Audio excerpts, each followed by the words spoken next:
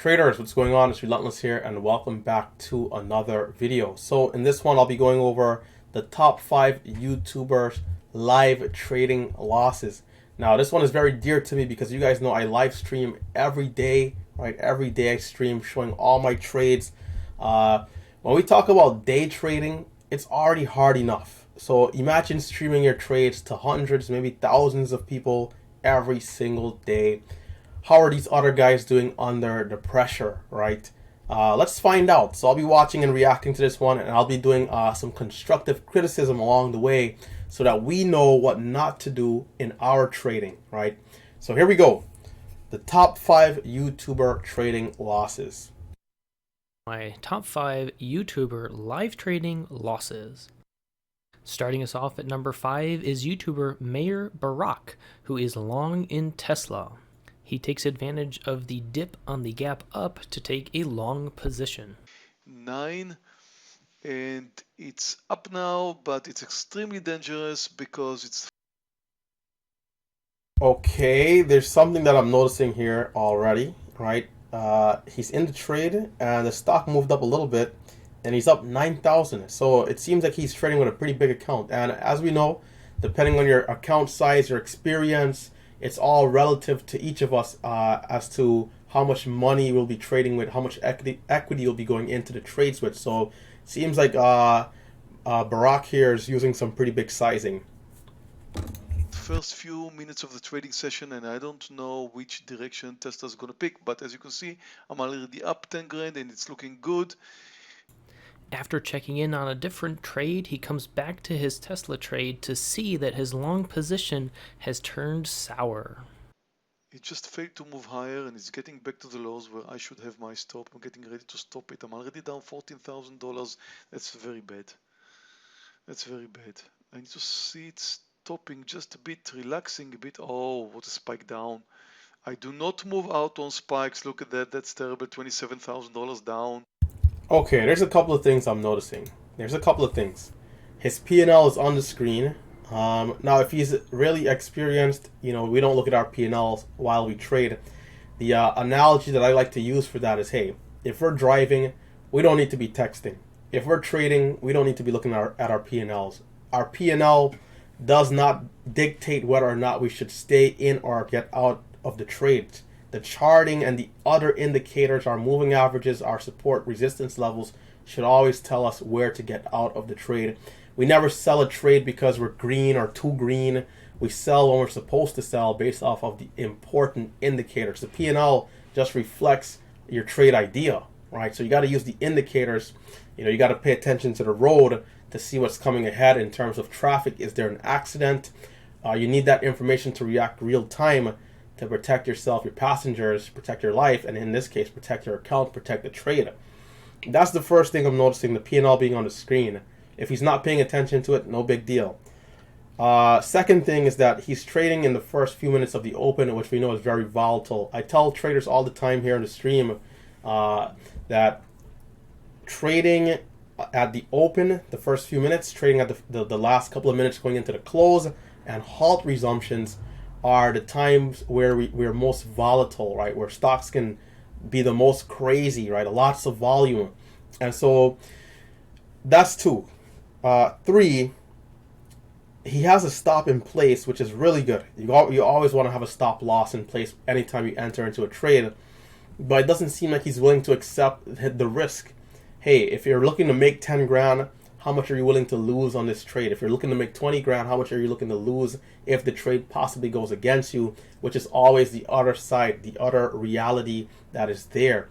And it seems like a lot of traders will ignore that fact, being too optimistic, looking for the trade to work out, not expecting that a loser could happen.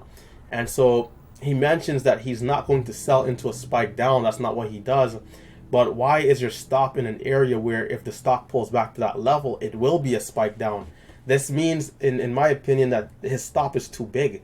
He might have wanted to have a tight, instead of 365, maybe a stop at like 370, maybe 368. Because at that point, if you're stopping out at 368, you're stopping out in a minor pullback versus a spike down. It's spiking down and you're refusing to sell.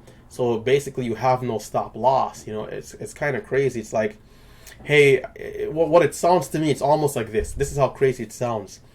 Hey, I don't sell into strength. So when the stocks are squeezing high and you're long, it's like it's like madness. It's madness. It's madness. We must.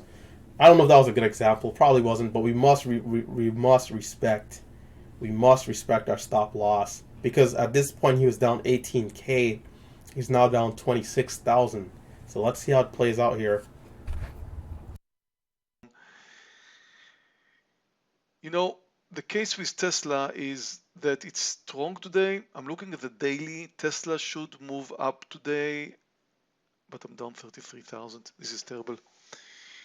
It spiked down. I do not move out on spikes. It is moving down. Just close the gap. I expect it to stop somewhere around here, because when the stock is moving down, closing the gap, at many times it would find its support right over there at the point where it closes the gap, and this should be it right here.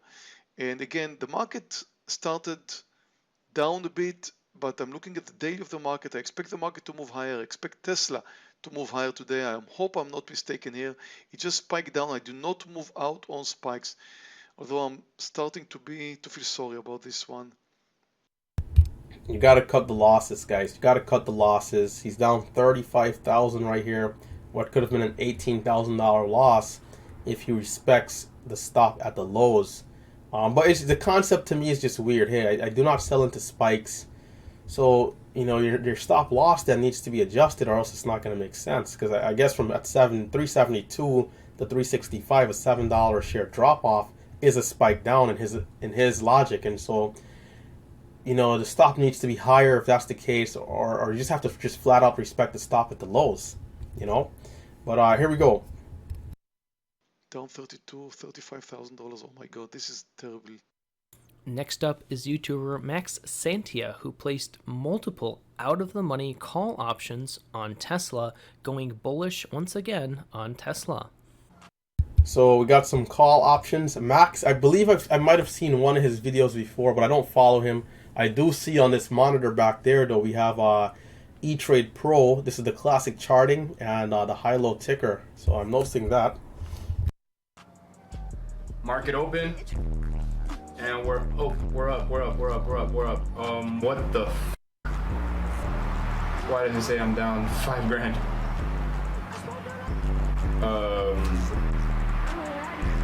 What the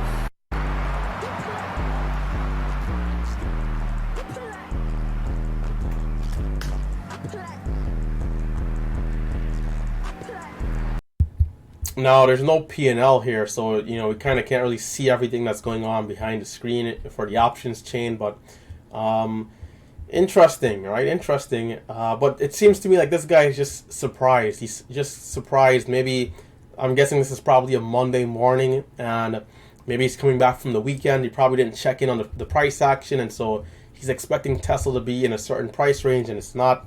And, you know, he's just caught off guard. And, you know, being that you're live, people are going to see that raw reaction. So,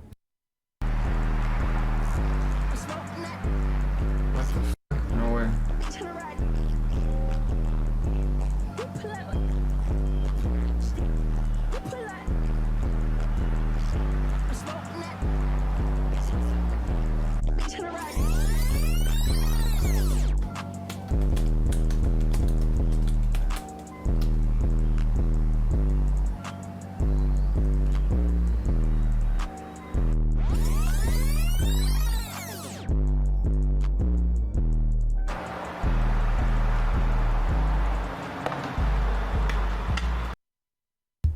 wow. So, and you know, so we're going to see there to pop up. He's doing research to check to see if it's a glitch. I would say that's, you know, if we're caught off guard like that and we're not really sure what's going on, it's not a bad thing to do. With Thinkorswim, we've definitely seen some lag, some areas where things were a little bit tricky. So when we talk about checking for a glitch, checking to see if there's lag, I think that's not a bad thing to do. But just once again, seems like he was just caught completely off guard with this one. So let's move on to number 2. Hey, Patrick, man. Patrick Wieland. I'm pretty familiar with him, so let's see how this one goes. the well-known Patrick Wyland with a triple hit of an opportunity loss followed by 2 painful-to-see losses. So I'd like to see BL and K kind of work itself back up here a little bit. See if we can get filled here at 520.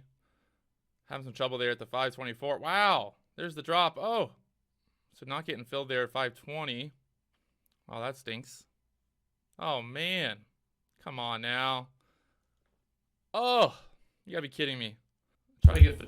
You gotta hate it, man. It happens. It seems like he put out the order there, and he's going short right here. He put out the order, 520, doesn't get filled. The thing flushes down to 490. 30 cents of potential profits there, gone. Filled there at 520. All right, so let's see now if this $5 area turns into resistance here. So it looks like looking nice. Look for some little pop back up here. Wow. Oh, gotta be kidding me now. 480s now. You gotta be kidding me. Oh my baby Jesus. That 520 entry would have been so beautiful. So beautiful. See if we can get filled here. 6010. Okay, alright, so this is BLNK. I'm familiar with this stock right here. This is the 1 minute chart. If we look at what's going on first, there's a big bear flag, bearish engulfing candle here, and this is a bear flag. His entry for the high of the flag to go short is pretty good, right? If you're not already short up here in this range, maybe the potential double top 554, going short at the high of the bear flag, not a bad trade idea at all. And confirmation is going to come here once this candle at 935 reject the high here and we get this wick. This right here is the sign. Okay, 520. So I think that entry is pretty good. He misses that trade. And look at the red to green here, man. I mean, look at the red to green. Now, look at what happens here. The video skipped ahead. It seems like he got short, averaged up, and then stopped out of the trade. Now, this right here is a red flag. The first entry is good, and maybe the emotions got to him, and we saw how hype he got there, right? And he chased the entry, it seems like. So that would be my first thing. We got to be careful about chasing entries. And when we talk about that Goldilocks zone of the emotional spectrum, right? We don't want to be too high. We don't want to be too low. We got to be just right. And all of that, like fist pumping. Yeah, man. Oh, man. Like, you know, getting up and punching the air and like banging on the desk and like that type of stuff isn't going to help us out in the trades, because a lot of the times there'll be days where another setup, another A quality setup is coming in the next 15 seconds. It happened to me so many times last year, especially. Another A quality trade is coming in 20 seconds, 30 seconds, a minute. But because you're frustrated, you're excited even, whatever it might be, depending on, if it's a green or red trade, you get distracted from looking at the indicators and you miss the next A quality trade. And not getting filled. Trying to get filled there twice at 610 area. It's not getting filled. Ugh. Come on now. We'll try 500 here at 599. On BLNK. We'll look for this pull back down to the 560s. We got 565 so far. Looking for a little bit deeper here. 560. Give me 560, baby. Come on. I want to see BL and K get down there to the 560s. Come on, baby. Get down there. Now, because we only have the 1 minute chart that's pulled up, we don't have the full context. Like BL and K, we don't know how the 5 is looking, the 3 minute is looking, the daily chart, or for those of you who will use the 10 minute, the hourly. So we don't have the full context, but from what I'm seeing here, big red to green, pretty bullish, and we're having a flag. So he's shorting into the flag here. Let's see how it plays out. Right here. Come on. 560s. Come on, baby. Drop on me. Get on down there. Get on down there.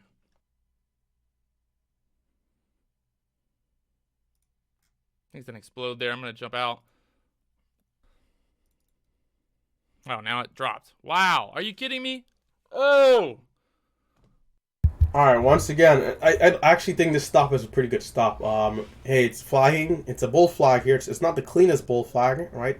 It's a flagging a little low, but it does double bottom down here and curls back up, and so he stops out at 6. I think this is a pretty good stop.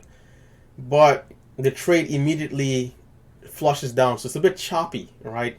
It's a bit choppy, and once again, his emotions on that higher side, you know, oh, come on, baby, we gotta stay calm in the trades, right? We gotta stay calm, cool, collected. Thought this was gonna break back above $6 right there and just fail. Down there to 565.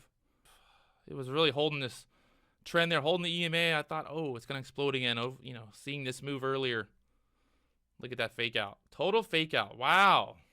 Oh. All right, got the full fill there. Wow, there's a drop. Down to 530s. Now, right here, he's long. So, flip-flopping on the same stock. Long, short, or short, then long. We got to be careful with.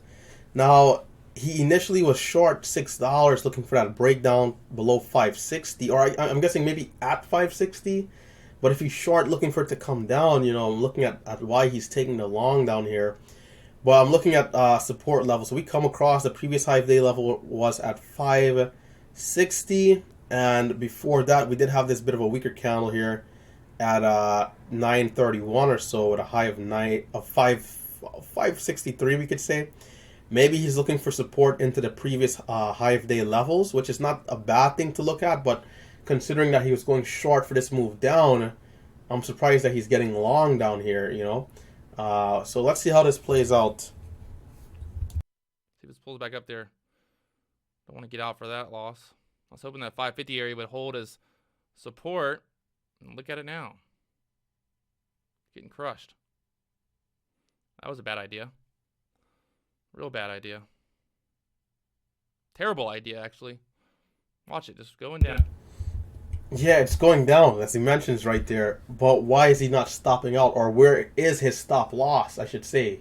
Where is he cutting this trade? He's long at 555. The stock is currently at 518. Where is the stop on this trade? Right? Where's the stop? Where's the stop? And so for those of you who will watch me every day, right, you guys will see that yesterday I'm in a trade. I didn't sell fast enough into the green. I cut the loss for 7 cents. And it's like, this is like that exaggerated. Like, you know, we got to make sure we cut those trades quick, man. In and out, quick and clean, taking the profits, or for a very tight stop, break even, or if we're red, tight stop, right? He could have been out at 45, 10 cents, 40, 15 cents, 35. But he's still in the trade and he's saying, oh, look at it go down, you know. So where are we cutting the trade?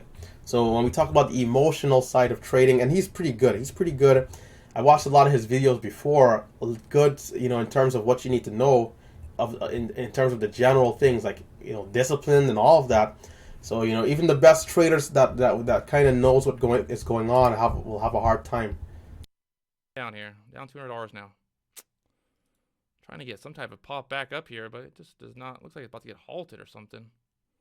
Getting halted on the down. Oh my god. Worst case scenario right now. Worst case scenario. Oh. Worst case scenario. Wow. Coming in at number. That was tough. That was tough. So here we go. Number 2, Trader Tom. This is also someone I'm not familiar with, by the way, but let's see how it goes. I'll check him out at the end of the video. Number 2 is Trader Tom. Trader Tom is a professional trader who streams on YouTube and has a ton of free resources, and I actually highly recommend that you check him out. It's a great reminder in this clip that all traders take losses. If the Nasdaq begins to trade above 940, we really should be buyers of it, because we got an inside bar here. Edit, here we go. I'm thinking this stop loss might actually be way too tight. I'm in here. This is what the chart looks like.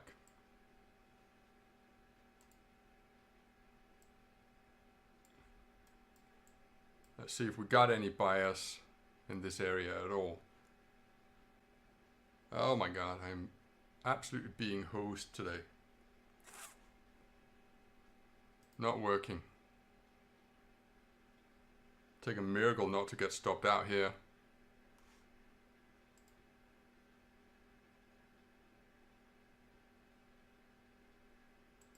Ah.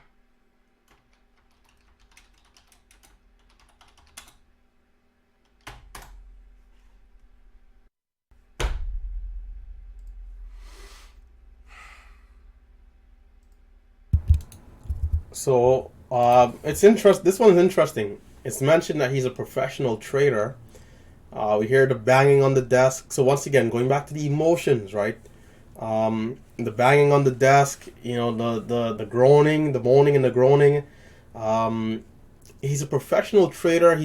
I know he mentioned originally, hey, my stop loss is a little too tight, so maybe he extended his stop loss a little bit. But if he has his stop loss in place, I'm not too sure why he's so upset about the trade. Because losses will happen. Like trading is like, boxing. It's like you'll get punched a couple times. It's just part of the field, right? So if your stop loss is a good stop loss, I don't see what there is to be so upset about in the trade.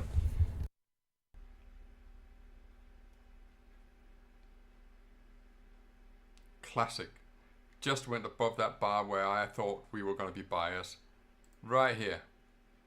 Just went above it. 2-bar reversal, back down again. I got stopped out. Thought, this is it, we're going to break out again. I read that wrong. And finally, coming in at number 1. Okay, it wasn't too bad. He respects the stop loss, unlike what we saw in the previous video with Patrick, and the first one as well, right? He respects the stop loss, so that wasn't bad. But he is frustrated though, and really showing it. You got to keep that suppressed, keep that under control, keep paying attention for that next A quality trade. No top trading losses would be complete without this classic, iconic clip from Chansey 1979. Okay, I just launched some AMRN right here off of this support right here. Bounced up a little bit past this 50 period moving average. Good thing good chance this thing could go green, so maybe make a nice little chunk along with 1,000 shares. Let's see what happens with this thing. Okay, come on, just keep on moving. Shit. Come on, man. Well, it's got some support right here, so maybe it'll hang on to this 16 area, bounce back up. Come on. Oh shit! Oh shit! You know what? It's not funny, but it's like the reaction that he's giving, man. It's kind of crazy. Chauncey, man, Chauncey. So, okay, he didn't give the full context of the trade plan, but he's mentioning the 50 moving average, I believe it was, and he's looking to get long over that level to see a push up to 1631 or so. Now, once again, we talk about our stop loss, right? Stop loss and the emotions. Like, the trade is, before the trade even starts to fail, it's going up, and he's like, you see that behavior. It's the same thing we saw from Patrick. It's like, come on, you're gonna, it's that jumpy, like, it's too much, right? It's too much. And I guess I do it sometimes too, right? So it's something for me to reflect on, where it's like, and I guess my version of this is like, where are those bulls? What is it gonna be? So it kind of reminds me that you got to just really keep staying true to the indicators, man. Keep watching at the road, keep watching at the trading, and paying attention to your levels, right? Once we start to hit that stop loss, and I wasn't there to watch this full video to know the context of where his stop might have been, but he's looking for a push to 1631, which is about a 30-cent move, but the stock is down at 14.79. He's now down over $1 a share. Why is the risk to reward ratio so bad in the trade? He's not respecting the stop loss. So that and cussing and carrying on, it's like, that's not gonna help us at all, right? So once again, not too high, not too low, but just in the middle. Even if it's a big green trade, we stay cool. We act like nothing happened, and we just keep pushing. A red trade happened, we act like nothing happened, we keep pushing, and we just stay middle now, and we stay in that mid zone, and we keep improving. Dude, what the fuck? I just lost $1,500. What the fuck? Oh shit! Oh no! And those are my top 5 YouTuber live trading losses. So once again, it's like, hey, if you're in the trade and you're not comfortable losing $1,500, because for me, a lot of times what I do, I do my risk management to the extremes. Hey, If this stock drops X amount, am I comfortable with that loss? If not, I reduce the size. If I am, I go on and take the trade. And so that's what I recommend everybody do. You got to be careful, mitigate your share size to manage risk. There's traders who will use one fixed share size on every stock. There's been certain arguments that I could hear them in that side, where it's like, hey, I'll use 1,000 shares on a stock at $2, 1,000 shares at a stock at 10, 20, 30, so that they can have some sort of consistency with their gains. And for me, it's just not the thing to do, man, because each stock is different, and some stocks are inherently more risky, more downside range, more downside risk. For me, if it's a stock that I think still has really great potential to the upside, and I know there's more risk, I want to bring down my share size, because now the trade can fail. There's a higher chance the trade might go against me. And so those are the things that I'm considering. 1,000 shares on a $10 stock is not 1,000 shares on a $100 stock. It's a big difference with the equity. So we got to always consider these things.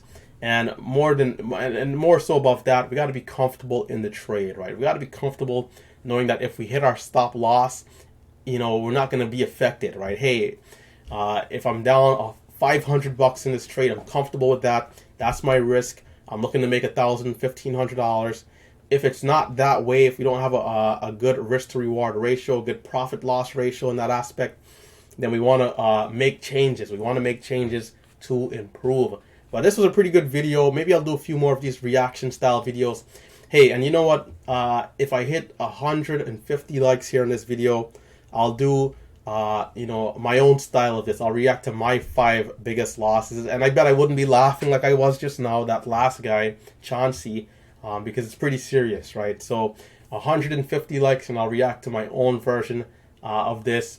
So if you are watching this and you're a new viewer, consider subscribing to my channel. I trade live every day. Yeah, check it out. I trade live on YouTube every day, showing you guys everything, keeping it real, whether red, green, or in between. Check it out. Check out Relentless Trader. So this is where I'm going to end this one. If you did enjoy, hit that thumbs up button. It's been RT, and I am, of course, signing out.